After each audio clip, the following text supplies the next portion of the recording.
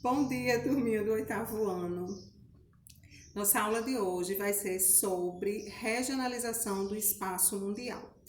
Hoje nós vamos ver mais um critério de regionalização do espaço mundial, mas antes de a gente passar para esse novo critério, eu queria só retomar com vocês aqui o critério que nós vimos anteriormente, que foi o mundo bipolar. O mundo bipolar foi aquele critério onde os países eram divididos em capitalista e socialista. Nós tivemos aí nessa época Estados Unidos e União Soviética na disputa pela hegemonia mundial, né, de acordo aí com seus sistemas econômicos, políticos, os Estados Unidos capitalista e a União Soviética socialista. E durante esse período, que compreende aí o período final da Segunda Guerra Mundial até a dissolução da União Soviética, nós tínhamos as denominações primeiro, segundo e terceiro mundo.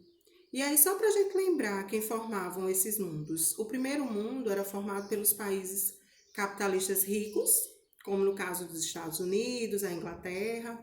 O segundo mundo era formado pelos países socialistas e o terceiro mundo pelos países capitalistas pobres, né? No caso aí nós vamos ter, por exemplo, podemos usar como exemplo o Brasil.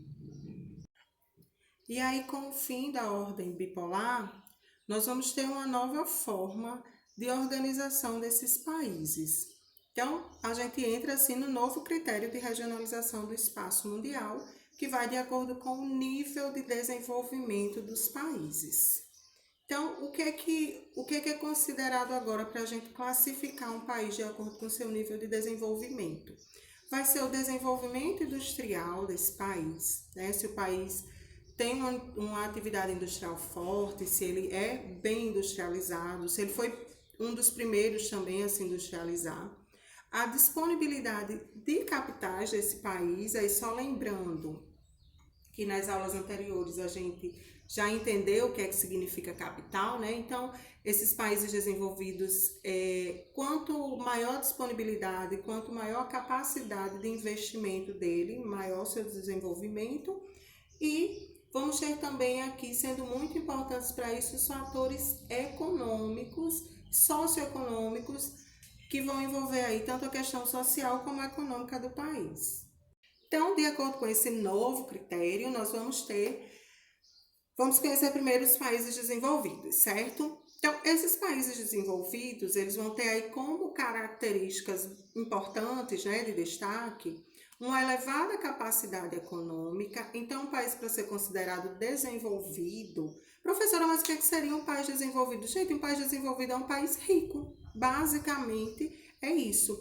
Então, são países que têm uma capacidade econômica elevada, né, que têm uma economia boa, excelente. São países também com a dominação tecnológica, são países que desenvolvem essa parte tecnológica, que são pioneiros nas tecnologias, que se destacam aí pelo desenvolvimento das grandes tecnologias, apresentam um elevado nível de produtividade, e aí principalmente a parte industrial. Apresentam também uma sociedade de consumo já consolidada, então são sociedades que se adaptaram, se moldaram, né, essa modalidade aí de sociedade de consumo, e apresentam também uma qualidade de vida muito elevada. E essa qualidade de vida elevada vai refletir aí nos índices desses países, como por exemplo, as mortalidades infantil vão ser muito baixos, os níveis de mortalidade infantil muito baixos nos países desenvolvidos. O analfabetismo também é muito baixo e a expectativa de vida nesses países costuma ser muito elevada. Então, tendo essas características aí, a gente vai ter um perfil de um país desenvolvido, certo? E aí vamos ver quem são esses países. Então, aqui a gente pode dar uma olhadinha no mapa, né? Para ver, é lógico que a gente não vai decorar, não precisa sair decorando aí o nome de todos os países desenvolvidos, a gente só precisa entender como eles são, né? E conhecer os primeiros, o meu dedinho vai entrar aí na tela, dê uma olhadinha. Então, a gente tem aqui, no continente americano, Estados Unidos e Canadá. Lá no continente europeu, nós temos um número de países desenvolvidos muito grande, certo? É o continente que tem a maior quantidade de países desenvolvidos, e aí como exemplo, nós vamos ter a Alemanha, que é a principal potência europeia, mas temos também França, Itália, os países do Reino Unido, Espanha, Portugal, todos aí entre os países desenvolvidos. Aqui no continente asiático a gente vai ter o Japão, apenas ele.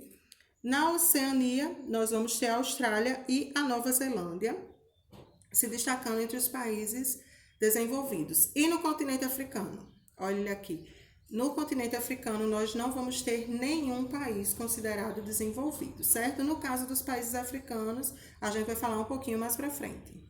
Então agora nós vamos ver os países subdesenvolvidos. Então vamos começar pelas características, certo? Nós temos aí como características marcantes das nações subdesenvolvidas uma má distribuição de renda, então a gente vai ter a concentração de riqueza nas mãos de pouquíssimos.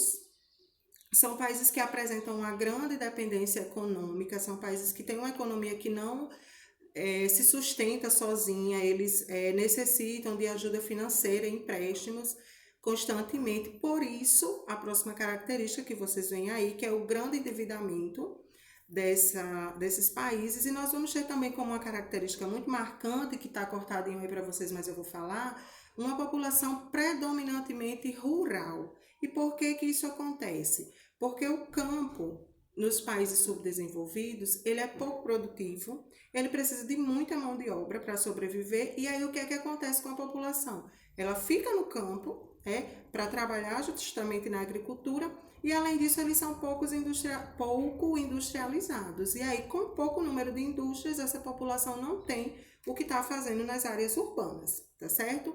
E aí vamos ver quem são esses países subdesenvolvidos. Olha eles aqui. Então, nós vamos ter como países subdesenvolvidos a maioria dos países africanos, quase todos, grande parte dos países aqui do continente asiático e boa parte dos países da América Central e alguns países da América do Sul, que vão estar aí compondo o bloco dos países subdesenvolvidos. E aí tem aqueles países que eu não falei, né? Tem alguns países que eu não citei aqui, e aí é justamente o que eu vou passar para vocês agora, que são os países chamados de países em desenvolvimento ou ainda de países emergentes. Esses países, gente, são aqueles países que estariam aí no meio. Eles nem são desenvolvidos, nem são subdesenvolvidos. Seriam meio termo, nem muito, nem tão pouco. Então, eles recebem essa denominação aí por quê? Embora não sejam desenvolvidos, mas eles apresentam um certo grau de industrialização. Então, são países onde, por exemplo, a população não é predominantemente rural. A população é predominantemente urbana, mas esse país ele não tem um nível de desenvolvimento muito elevado. Então, eles se industrializaram um pouco mais tarde, aí tem essa outra característica que eu coloquei para vocês, de industrialização tardia, e também servem como atração do capital externo. Aí, para a gente entender essa última característica aqui, eu vou explicar para vocês um pouquinho da dinâmica das indústrias, das empresas em geral transnacionais, né, que pode ser uma indústria ou não. Quando uma indústria ela cresce muito em território nacional e aí ela quer ampliar os seus lucros, o que é que ela faz? Ela observa países que podem aí estar servindo para ela para gerar mais lucro. E aí o que é que elas fazem? Elas implantam filiais nesses países, né? E aí elas passam a se chamar, passam a ser empresas transnacionais. E aí o que é que acontece? Por que que essas empresas elas veem os países emergentes como um lugar de atração para ela, né? Por que que ela quer investir lá? Porque nesses países geralmente vai haver um mercado consumidor, né? Geralmente não, há um mercado consumidor. Uma empresa, quando ela resolve vir colocar uma filial aqui no Brasil, ela vem porque ela sabe que vai chegar aqui e vai vender, né? Então, por exemplo, muitas montadoras de automóveis têm filial aqui no Brasil, e aqui no Brasil a gente sabe que vende carro demais, né? Outra coisa, a nossa mão de obra, por não ser qualificada, é barata. E aí, com a mão de obra barata, o que que acontece com o lucro da empresa? Ela vai subir, né? Porque o salário mínimo de um país desenvolvido, ele é bem superior ao salário mínimo aqui. E aí a gente tem que lembrar que algumas empresas, elas empregam um número muito grande de funcionários, 500, 800, até 1.000 funcionários, dependendo do tamanho da empresa. E também existe outro fator que são os incentivos fiscais que os países oferecem para essas empresas. Então, a isenção parcial ou total de algum tipo de imposto. Então, o país diz assim: ó, vem para cá, coloca sua empresa aqui, que para a gente vai ser bom, porque vai gerar emprego. E aí a gente te dá a isenção de um determinado imposto, né? E aí essa empresa transnacional diz: poxa, que legal, vou para lá, para o Brasil, vou colocar uma filial.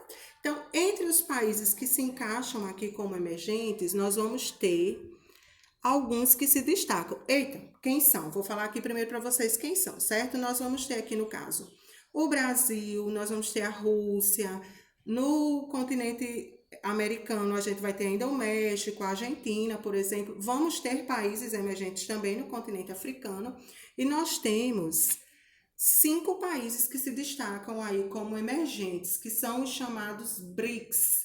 E aí vocês não vão estar vendo a África do Sul, mas eu vou mostrar só um pouquinho. Então, os BRICS é um bloco formado pelas 5 maiores potências emergentes, certo? São as maiores potências emergentes. A gente precisa lembrar disso, não são as maiores potências mundiais, não, são as emergentes. Então, chama de BRICS porque é o grupo formado por Brasil, Rússia, Índia, China e África do Sul.